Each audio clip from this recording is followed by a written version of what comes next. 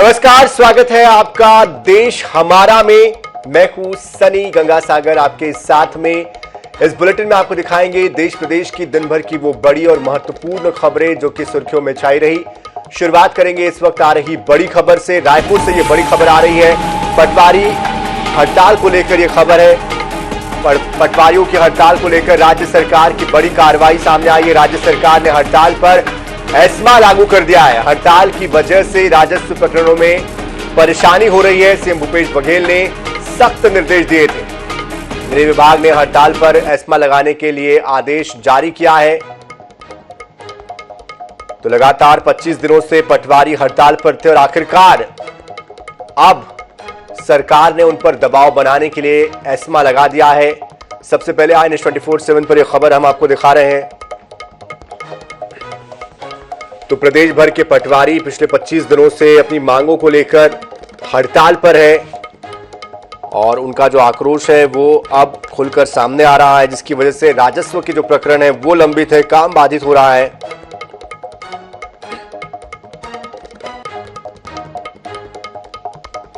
और इस खबर पर विस्तार से जानकारी देने के लिए हमारे साथ हमारी सहयोगी मोनिका दुबे भी जुड़ चुकी है। मोनिका, 25 दिनों के बाद जब पटवारी नहीं माने तो आखिरकार एस्मा लगाने की नौबत आन पड़ी है। दबाव कहीं ना कहीं राज्य सरकार की ओर से पड़ता हुआ दिखाई दे रहा है। ऐसे में अब इस पूरे मामले को लेकर पटवारी संघ का क्या कहना है, उनकी क्या प्रतिक्रिया आ रही है?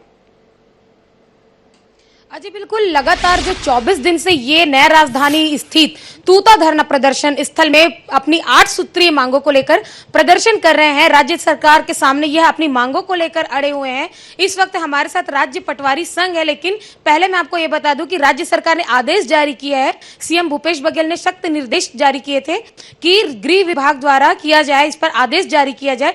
गृह विभाग ने इसे संज्ञान में लेते हुए राजस्व पटवारी संघ पर एस्मा लगाया हुआ है और हमारे साथ इस वक्त पटवारी संघ है। सर, आप लोगों पर एस्मा लगाया गया, आगे क्या रणनीति रहेगी आप लोगों की?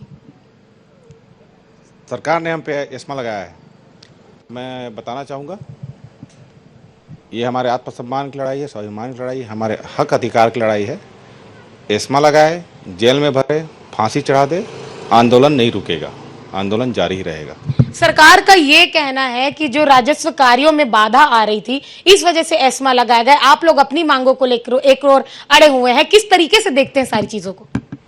सरकार कह रही कि बाधा आ रही, तो बाधा तो आएगी ही भाई। हमको भी तो संसाधन चाहिए, बिना संसाधन के हम काम कर रहे हैं। अभी हम मान लो नौकरी में वापस जाए और हमारे पास तो कंप्यूटर लैपटॉप वगैरह है नहीं, शासन ने भी हमको उपलब्ध नहीं कराया है, तो फिर कैसे करें? जाहिर सी बात है बाधा आएगी। आज की डेट में पूरा ऑनलाइन काम हो रहा है, मगर शायद जनता को पता नहीं या सरकार को भी शायद ये ज्ञात नहीं लग रहा है कि उन्होंने आज तक हमको किसी प्रकार कंप्यूटर, लैपटॉप, इंटरनेट की सुविधा उपलब्ध नहीं कराई है। वहाँ जो भी मेंटेन करते हैं हम लोग, वो सीधे सीधे हम अपने सैलरी से अपने बीवी बच्चों का पेट काट के हम मेंटेन करते हैं। और अगर हम शासन से मांग करें कि हमको संसाधन उपलब्ध कराया जाए, हमको 2800 ग्रेड पे दिया जाए, पदोन्नति दिया जाए, इंटरनेट भत्ता दिया जाए, स्टेशनरी भत्ता दिया जाए, जो कि शासन को तो स्वतः ही दे देना चाहिए, क्योंकि हम उनके कर्मचारी हैं। शासन को सबको संज्ञान में लेते हुए पूर्व से ही दे देना चाहिए था, मगर अफसोस की बात है कि ये नहीं दिया गया। और आज हम जिस तरह से ये एस्मा लगाया गया, मोनिका, आप देखने वाली बात ये होगी कि आगे क्या वापस से लोग काम पर लौटते हैं या फिर सरकार का जो एक्शन है उसको इनको मानना पड़ेगा। लेकिन जिस तरह से ये 25 दिनों से आंदोलन चल रहा है, आगे देखना ये होगा कि किस तरह से ये आंदोलन का जो रुख है वो बढ़ता है और क्या इस पर पटवारी संघ निर्णय लेता है। बहुत शुक्रिया मोनिका हमारे साथ जुड़ने के लिए और जानकारी देने के लिए। और इस बीच एक बड़ी खबर आ रही है भोपाल से। सीएम शिवराज सिंह की मंत्रियों के साथ बैठक, बता दें बैठक से जुड़ी खबर है। मंत्रियों के साथ सीएम हाउस में बैठक होनी है और ये बैठक का जो सिलसिला है ये जारी है। तो बैठक सीएम हाउस में हो रही है। लाडली बहना योजना को लेकर इस बैठक में चर्चा की जा रही है। 10 जून को बहनों के खाते में लाडली बहना के अंतर्गत पैसे ट्रांसफर किए जाएंगे, पैसे डाले जाएंगे। सीएम शिवराज सिंह जबलपुर से सिंगल क्लिक के जरिए ये राशि जारी करेंगे। बैठक में शामिल होने के लिए गृह मंत्री डॉक्टर नरोत्तम मिश्रा भी पहुंचे और नारी शक्ति को हमारी संस्कृति में पूज्य माना गया है, ये कहा है गृह मंत्री नरोत्तम मिश्रा ने। कार्यक्रम की शुरुआत सीएम कन्या पूजन से करते आए हैं और इसीलिए लाडली लक्ष्मी योजना लाई गई है। लाडली बहना योजना, कन्यादान योजना आई है। प्रदेश की बहनों में उत्साह का वातावरण है।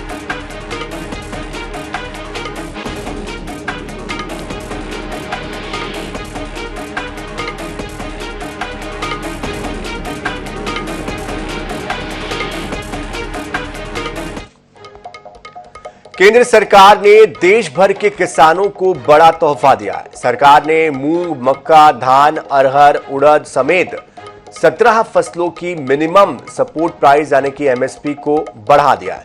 मूंग और दाल की एमएसपी में सबसे ज्यादा इजाफा किया गया है। दरअसल खेती की लागत और मूल्य आयोग की सिफारिश के आधार पर हर साल 23 फसलों का समर्थन मूल्य तय होता है और इन 23 फसलों में 15 खरीफ की और 8 रबी की फसलें होती हैं। इन फसलों में 5 दालें मूंग, अरहर, चना, उड़द, मसूर शामिल है। साथ ही मक्का, ज्वार, बाजरा, धान, जौ, गेहूं और रागी ये 7 अनाज भी है। वहीं तिलहन में सोयाबीन, तिल, कुसुम, मूंगफली, सूरजमुखी, सरसों, नाइजर बीज एमएसपी की सूची में शामिल है। जबकि कपास, गन्ना, खोपरा, कच्चा जूट 4 व्यावसायिक फसलों को एमएसपी के दायरे में रखा गया है। न्यूनतम समर्थन मूल्य किसानों की उत्पादन लागत से कम 1.5 गुना ज्यादा होता है। इससे नीचे किसानों से फसल नहीं खरीदी जा सकती है। ऐसे में किसानों को सरकार ने एक तरह से एक तोहफा देने की कोशिश की है और उनकी आमदनी बढ़ाने की कोशिश की है। देश में एमएसपी पे पहला लाठीचार्ज है। ये पूरे देश में एमएसपी की डिमांड बढ़ेगी और ये बड़ा एक आंदोलन देश में जो दिल्ली का आंदोलन है उससे भी बड़ा आंदोलन एमएसपी पे करना पड़ेगा। पहलवान बृजभूषण सिंह की गिरफ्तारी की मांग पर अड़े हुए हैं और इस बीच अब दिल्ली में खेल मंत्री अनुराग ठाकुर के घर पर पहलवानों की कई घंटों तक उनके साथ मीटिंग चली है। पहलवानों ने ये कहा है कि वो 15 जून तक प्रदर्शन नहीं करेंगे। इस दौरान वो पुलिस की स्टेटस रिपोर्ट का इंतजार करेंगे। बातचीत का न्योता मिलने के बाद बुधवार को पहले बजरंग पुनिया अनुराग ठाकुर के घर पहुंचे, उनके बाद साक्षी मलिक भी वहां पहुंची। पहलवानों की मांग है कि बृजभूषण शरण सिंह की गिरफ्तारी जल्द से जल्द की जाए।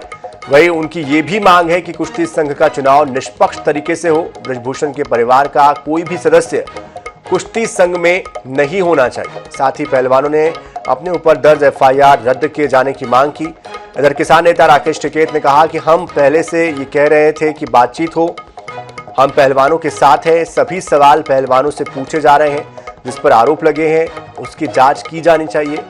खाप प्रधानों ने भी ऐलान किया है कि पहलवानों को खाप पंचायतों का समर्थन अभी हासिल है। ये है कि आज भी अनुराग ठाकुर जी से उनके खेल मंत्री से बातचीत चल रही है। अभी इस टाइम पे भी शायद मीटिंग चल रही है।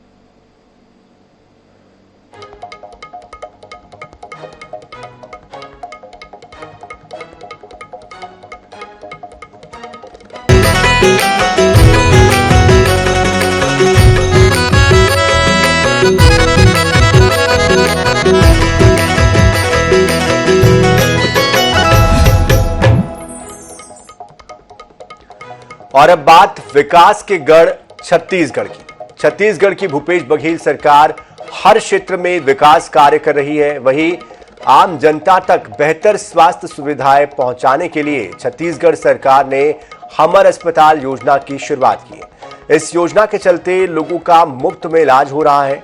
हमर अस्पताल से शहर में स्वास्थ्य सेवाओं की सूरत और सीरत दोनों ही बदल रही है।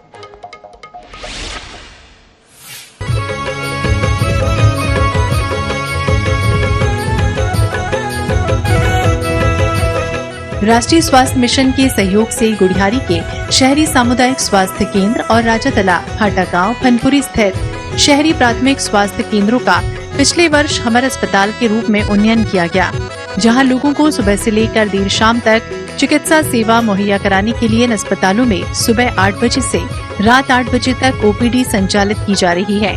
यहाँ के आधुनिक लैब में मरीजों को 42 तरह की जांच की सुविधा मिल रही है। इन अस्पतालों में 150 प्रकार की दवाइयाँ निःशुल्क उपलब्ध कराई जा रही हैं। ये बहुत ही अच्छा है हमारा अस्पताल, जो योजना मुख्यमंत्री साहब ने जो लागू किया है, इससे कई गरीब बच्चों को, यहाँ तक कि बूढ़ों को भी बहुत फायदा मिल रहा है। हर चीज का इलाज जो फ्री में हो रहा है, बहुत अच्छा है। हाँ बिल्कुल, ऐसे अस्पताल अगर खुले जगह जगह तो जितने भी गरीब है जहाँ पर अस्पताल की सुविधा नहीं मिल पा रही है उनको फायदा पहुँचेगा। मैं यहाँ से 3 साल हॉस्पिटल में आई हूँ। यह सरकार का सोच अच्छा है। यहाँ सब चीज का निःशुल्क है और सब चीज के इलाज करवाते हैं। यहाँ डिलीवरी नॉर्मल कराते हैं और बीपी, शुगर, खून टेस्ट। कोई पैसा लगता है? नहीं, किसी के इलाज का एक भी पैसा नहीं लगता है। इस योजना का लाभ सभी लोगों तक पहुंच रहा है। सामुदायिक स्वास्थ्य केंद्र को हमर अस्पताल में बदलने का काम सरकार कर रही है। प्रदेश भर से हमर अस्पताल बनाने की मांग हो रही है। यहाँ तक कि दूसरे प्रदेशों में भी हमर अस्पताल योजना की खूब सराहना हो रही है।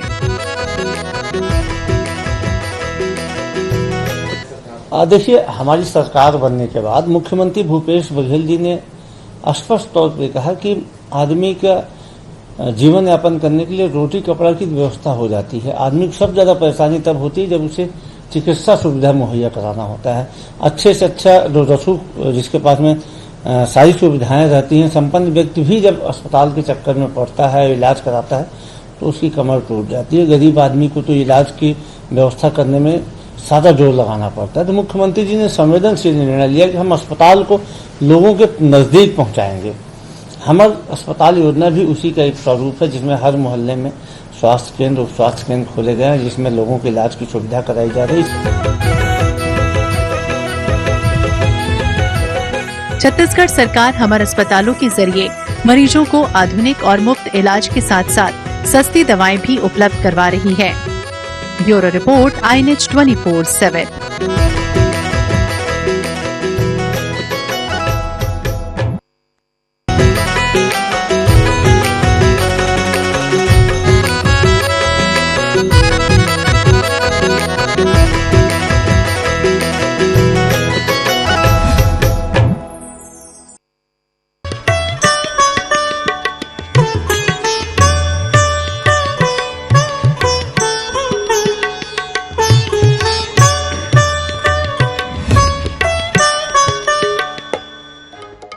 और अब बात हमारे हनुमान की। सारनगढ़ बिलाईगढ़ जिले में एक ऐसा गांव है जिसका नाम पवन पुत्र हनुमान के नाम पर पौनी रखा गया है। यहां पर हनुमान जी का प्राचीन मंदिर भी है, जिस पर गांव वालों की अटूट आस्था है। लेकिन मंदिर के प्रति जनप्रतिनिधियों की उपेक्षा से गांव वाले भी दुखी हैं। अब गांव के युवाओं ने अपने साधनों से इसे विकसित करने का फैसला किया।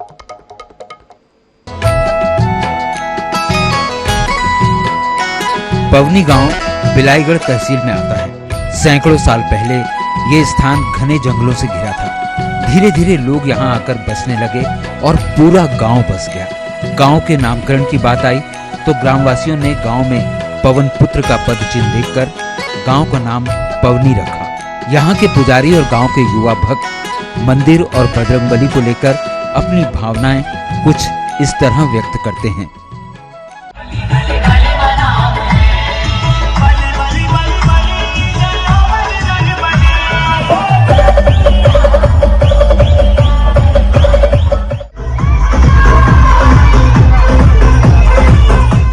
महत्व यदि देखा जाए तो ये बहुत ही प्राचीन महत्व है और ऐतिहासिक दृष्टिकोण से भी इस बात का उल्लेख मिलता है। और ग्राम पवनी जो है वास्तविक में पवन पुत्र हनुमान के नाम पर इस गांव का नाम पावनी था, जो कालांतर में आज अपभ्रंश में पवनी कहा जाता है। यहाँ पर हनुमान जी स्वयं साक्षात रूप में उनका पदार्पण इस स्थान पे हुआ था। उस समय ग्राम में महामारी बहुत ज़्यादा आया करती थी, तो लोगों ने पवन पुत्र को जब से मानना शुरू किया तब से यह गांव पूर्णतः सुरक्षित है। हमारे गांव के इस प्राचीन हनुमान मंदिर में जो भी भक्त आता है यहाँ हनुमान जी की पूजा करने, उनकी सारी मनोकामनाएं पूरी होती है और उनके ज़िंदगी में, जीवन में जो भी दुख दर्द होता है वो सब दूर हो जाता है। और यहाँ हमारे गांव में ये बहुत पुराना मंदिर है और इतना यहाँ सभी युवाओं का आस्था इसमें लगा हुआ है। हमारे पूर्वजों द्वारा बताया गया है कि साक्षात बजरंगबली का यहाँ पदार्पण हुआ था, आया था। तो हमारे गांव के युवाओं द्वारा पूरे गांव में चंदा करके इसको थोड़ा सा नींव वगैरह डाल के हम बाद में कुछ भवन, बड़ा मंदिर या चारद्वारी करके इसको संरक्षित कर सके करके युवाओं द्वारा अच्छा से अभियान चलाया गया और ये नींव डलाया गया। पवनी के लोग ये भी बताते हैं कि कभी उनके गांव में महामारी भी फैली थी। तब गांव वालों ने हनुमान जी का आवाहन करते हुए संकट के निवारण के लिए पूजा अर्चना की, जिसके बाद गांव से संकट दूर हो गया और गांव वालों की अटूट आस्था हनुमान जी के प्रति जागी। हम अभी मौजूद हैं सारंगढ़ बिलाईगढ़ जिले के पवन पुत्र की नगरी ग्राम पवनी में। यहाँ ऐसी मान्यता है कि हनुमान भगवान स्वयं प्रकट हुए हैं, जिसका सबूत के लिए यहाँ उनके पद चिन्ह अभी भी मौजूद है। हम अपने कैमरामैन से कहेंगे कि वो पद चिन्ह दिखाएं। यहाँ लोगों की आस्था जुड़ी हुई है। हर मंगलवार एवं शनिवार को यहाँ लोग पूजा करने आते हैं और अपनी मनोकामना मांगने आते हैं। हनुमान जी सभी की मनोकामना पूरी करती है। ऐसा मान्यता है कि यहाँ प्राचीन काल में हनुमान जी स्वयं प्रकट हुए थे, जिनका यह पद चिन्ह है। ग्रामीणों द्वारा बताया गया कि जिस हिसाब से इस मंदिर का विकास होना चाहिए, उस मंदिर का विकास नहीं हो पाया है, क्योंकि यहाँ के जो ग्रामीण हैं और क्षेत्र के जो जनप्रतिनिधि हैं इस मंदिर के लिए विकास के लिए कुछ कदम नहीं उठा पाए हैं। यहाँ हनुमान जी स्वयं प्रकट हुए हैं, इसलिए इस गांव का नाम भी पवन पुत्र के नाम से पवनी पड़ा है। करण साहू, INS 24x7 बिलाईगढ़।